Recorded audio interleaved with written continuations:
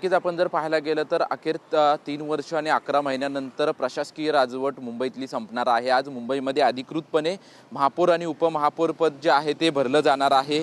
ऋतू तावडे महापौर पदाचा कार्यभार स्वीकारतील तर संजय घाडी जे आहे ते उपमहापौर पदाचा पदभार स्वीकारणार आहेत। आणि त्या अगोदर महायुतीच्या वतीनं मुंबई महानगरपालिकेच्या आजूबाजूला मोठ्या प्रमाणात बॅनरबाजी, त्याचसोबतच संपूर्ण भाजपचे आणि शिंदेच्या शिवसेनेचे झेंडे जे आहेत ते या ठिकाणी लावण्यात आलेले आहेत। संपूर्ण मुंबई महानगरपालिकेचा परिसर जो आहे तो परिसर भगवमय झाल्याचं चित्र आपल्याला या ठिकाणी पाहायला मिळतंय। दुपारी 12 वाजता महापौर आणि उपमहापौर पदाची निवडणूक जी आहे ते निवडणूक या ठिकाणी पार पडणार आहे।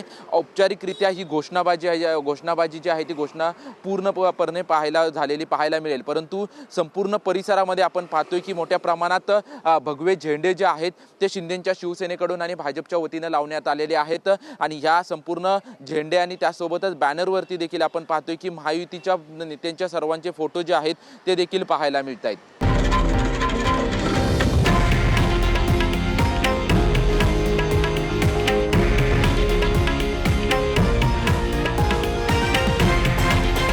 हे आहे देशातील नंबर 1 न्यूज नेटवर्क आणि आपण पाहत आहात TV9 मराठी, एकमेव।